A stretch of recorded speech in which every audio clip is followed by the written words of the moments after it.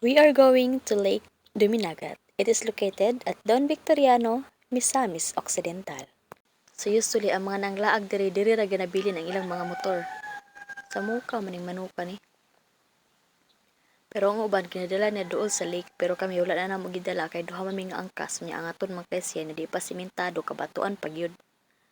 Pero og hangak na kay kasangatanan at tubang lang gyud ato mga bungtod kay para makaginhawa pa kag dako-dako. Kay hangak man gyud kaayo kay man tay exercise nya nanganga ta diring dapita. Pero kay gusto matag adventure ani adlaw aw. Hangak oy. Nakaingon gyud akong kauban nga di na gyud mi mamalik. Ug makita na niyo ni nga karatula, meaning na duol na mo. So isa na lang kalugsungan dihang dapita, ug naa na mo. Makita na ninyo ang lake. Ang Lake Duminagat.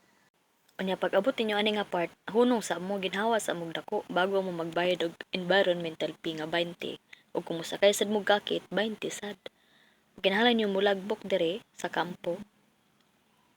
Ug human ana mulagbok na sad mo atong naitindahan, kaduha mulagbok kay in case mawala mo.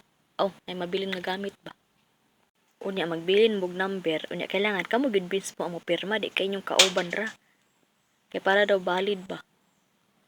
Ug ayaw mo kabalaka kay ingon sila dili daw mo nila tiksmiton mo nang ibutang gyud ninyo intrude nga number.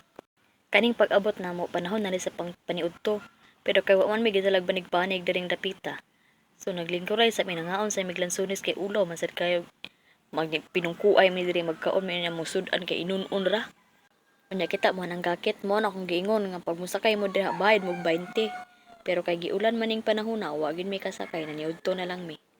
Agi sa kabugnaw daring dapita ang imong ginhawaan mura na kag naa sa Korea. O di ba nakalibre pa ka.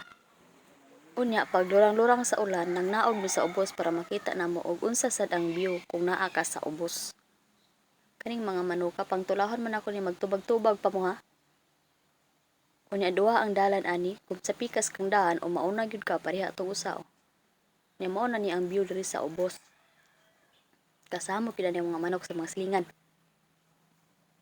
Oy nani siya sa unsa naman taon ni nang istoryahan ni di naman mao. Sumoto manguli na lang may kadi naman kabulong istorya. Bago may manguli ato sa igyong tarungon og video. Pero sa pagtarong video nga napahanap ni atong kamera. Kasi madato ra to pohon. Bye-bye. Unta ga-enjoy mo. Kay kami ga-enjoy sad mi. Klaro man kay sa tingog. Ug pagpauli na namo, tagbuan na mo ang mga daghang mga nangabot. Kay sila na pod umana naman mi.